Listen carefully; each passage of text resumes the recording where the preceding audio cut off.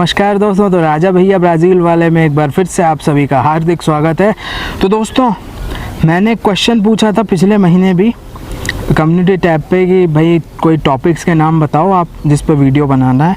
तो एक क्वेश्चन बहुत अच्छा आया था, शुभेंदु महाराणा करके एक हैं, उन्होंने क्वेश्चन पूछा था कि इंडिया और दूसरे कंट्री में रहने में क्या डिफ़िकल्टीज़ का सामना करना पड़ता है, उस पे एक वीडियो बनाओ कि भाई इंडिया या दूसरे कंट्रीज़ में रहते हैं हम तो उसमें क्या डिफ़िकल्टीज़ का सामना करना पड़ता है। इन शॉर्ट, आप बाहर देश में जा रहे हो तो क्या डिफ़िकल्टीज़ आती हैं आपको, ठीक है।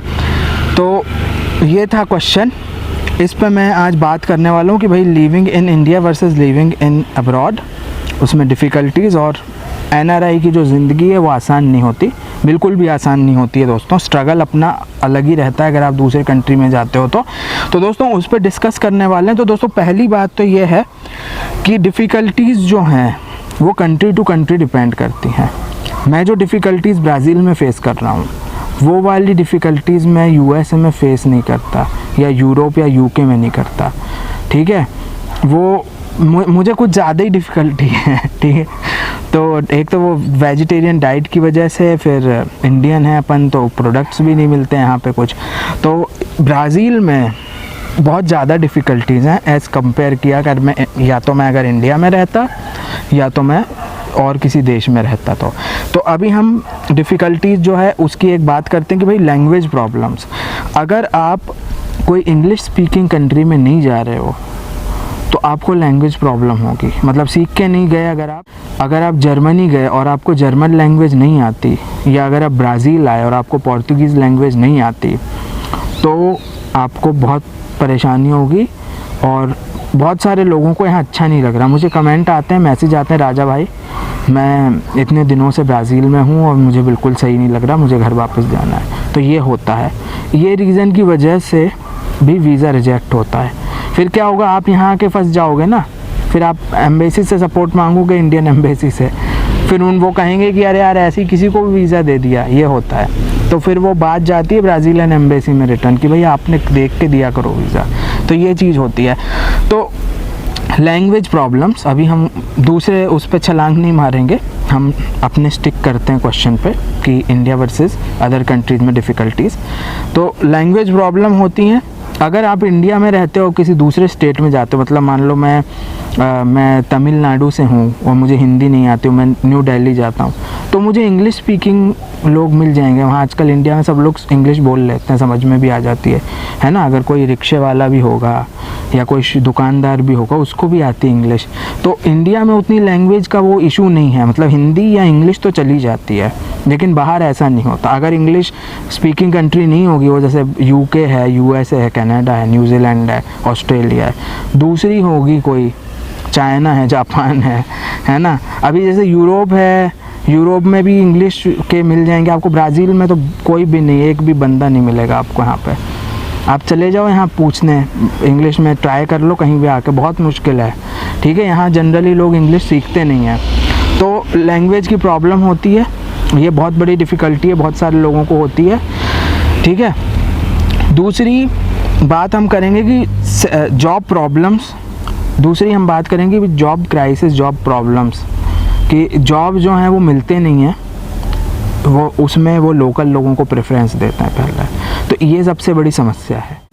अभी जैसे जॉब की बात होती है तो ये तो एक डिफ़िकल्टी फेस होती है अगर आप बाहर रहते हो तो। और एक चीज़ ये है, अगर हम इंडिया और दूसरी कंट्रीज़ का कंपैरिजन करें कि दूसरी कंट्रीज़ में सैलरी थोड़ी हाई है, इंडिया में सैलरी थोड़ी लो है, ये है एक डिफरेंस, ठीक है। कि अगर मैं यूएसए में नौकरी करूँगा तो मुझे $2000 मिलेगा, अगर मैं वही नौकरी इंडिया में करूँगा तो मे भी मुझे हो सकता है 10-15 हज़ार रुपये मिले, 15 हज़ार मुश्किल से। तो ये चीज़ होता है। तो अगर मैं वही नौकरी ब्राज़ील में करूँगा तो मुझे 15 हज़ार की जगह 30 हज़ार मिल जाएगा, ये होता। तो ब्राज़ील में डबल हो गई, यूएसए में और भी ज़्यादा हो गई, वो लाख में ही पहुँच गई। तो ये होता है। तो जॉब की क्राइसिस है, वो एक इशू है। तो जॉब मिलना सबको मुश्किल होता है। अगर इंडियन कम्युनिटी नहीं होती स्ट्रॉन्ग, जैसे ब्राज़ील में नहीं है, तो और भी ज़्यादा डिफ़िकल्टीज़ होती हैं।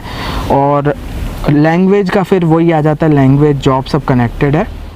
बहुत एक इम्पॉर्टेंट चीज़ है कि भाई आप अपनी फैमिली से दूर रहते हो, ये एक बहुत बड़ी डिफ़िकल्टी फेस होती है। अगर आपकी फैमिली में कोई इमरजेंसी आई तो आप उनसे बहुत दूर हो, आप तुरंत उनके पास नहीं पहुंच सकते।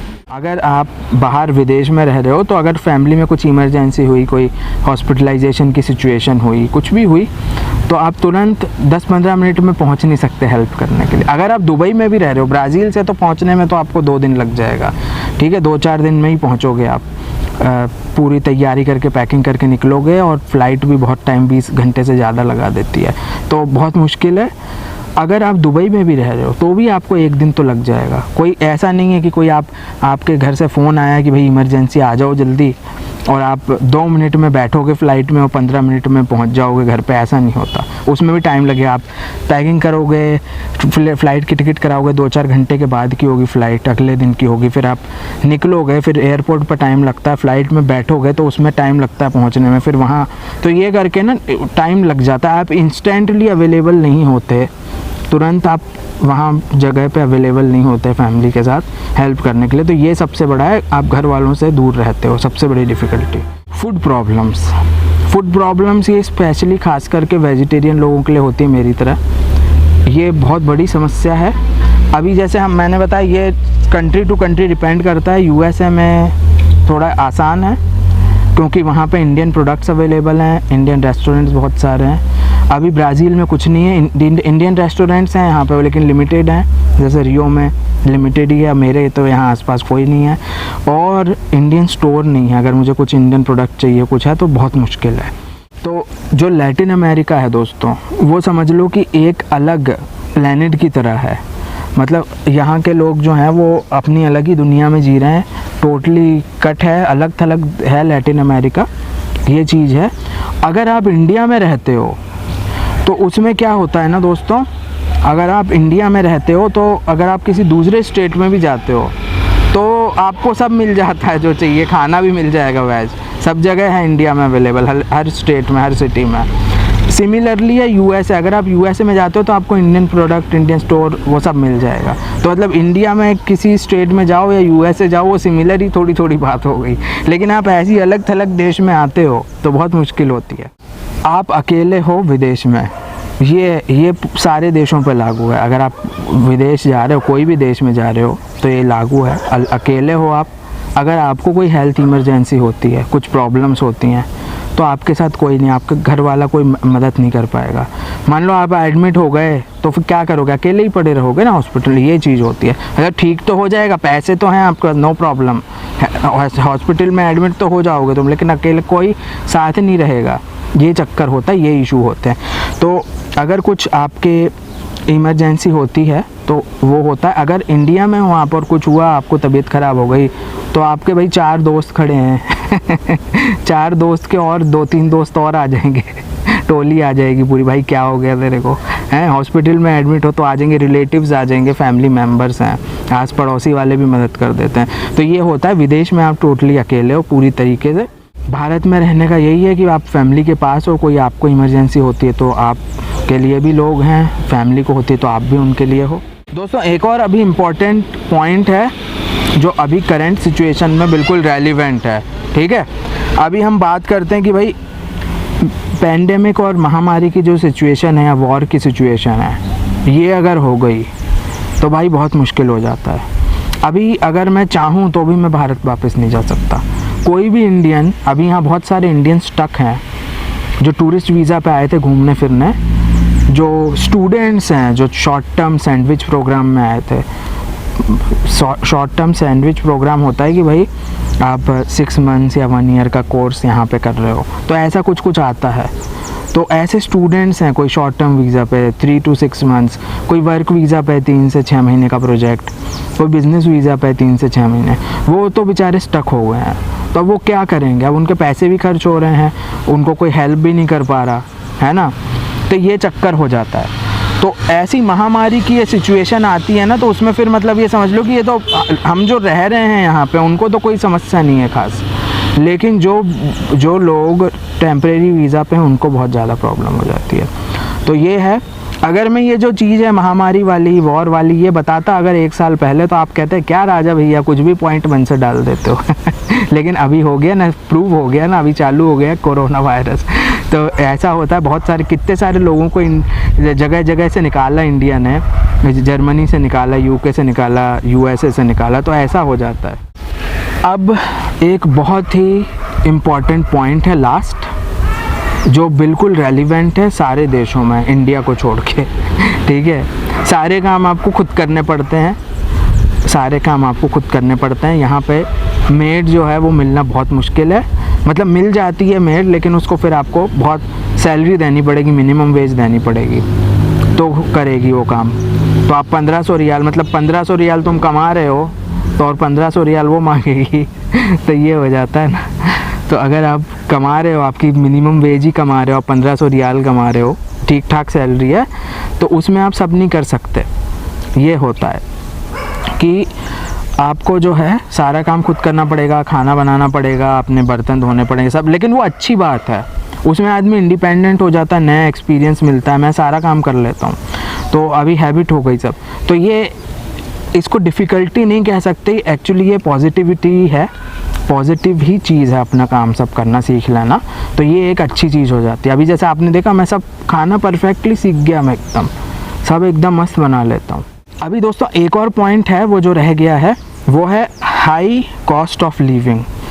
ठीक है, अभी आप कोई भी देश में जाते हो इंडिया के अलावा, तो ये एक डिफ़िकल्टी होती है, मतलब अगर आप जॉब लेके नहीं जा रहे हो, जॉब नहीं है, डायरेक्ट जा रहे हो कुछ नया ट्राई करना है ना, अगर आप माइग्रेट हो रहे हो, तो फिर हाई कॉस्ट ऑफ लिविंग आपको हिट करेगी। क्योंकि क्या होता है दोस्तों, इंडिया में सब कुछ है सस्ता, सब कुछ है, दवाइयाँ सस्ती हैं, खाना पीने का सामान सस्ता है, किराना सस्ता है ना, सब कुछ सस्ता है। आपको इंटरनेट चाहिए, फ़ोन चाहिए, फ़ोन का बिल सस्ता है आपका, उसके बाद बिजली का बिल सस्ता है, जिम ज्वाइन करना है तो वो भी ओके रेट है। अभी यहाँ देखोगे तो यहाँ सब कुछ महंगा है।